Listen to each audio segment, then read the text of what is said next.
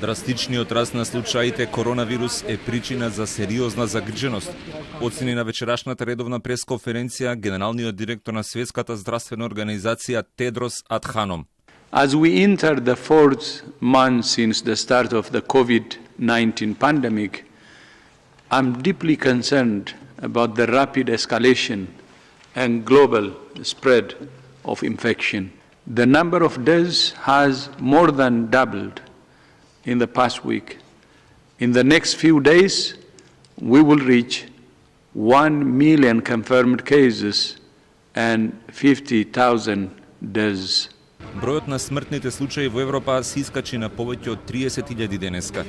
727 луѓе починале во Италија, каде бројот на нови позитивни случаи коронавирус е нешто поголем од претходниот ден, но општиот тренд од минатите 10 дена сугерира дека пандемијата конечно се успорува во оваа држава.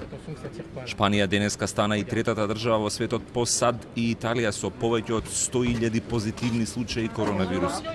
Лоша вест од Шпанија е дека од COVID-19 починале 864 лица, петти ден поред кога животот го губат повеќе од 800 луѓе.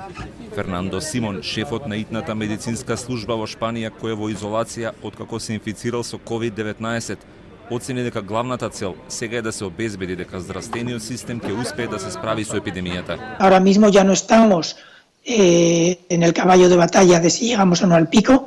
Eso parece que ya estamos ahí, que ya estamos descendiendo.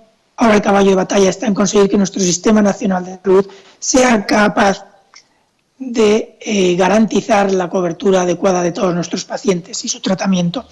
Para eso tenemos que conseguir que ese número de nuevos casos ingresados y de nuevos pacientes ingresados en UCI vayan bajando de forma drástica. Повеќе од 500 жртви има и во Франција и Обединетото кралство, каде ситуацијата е се потешка.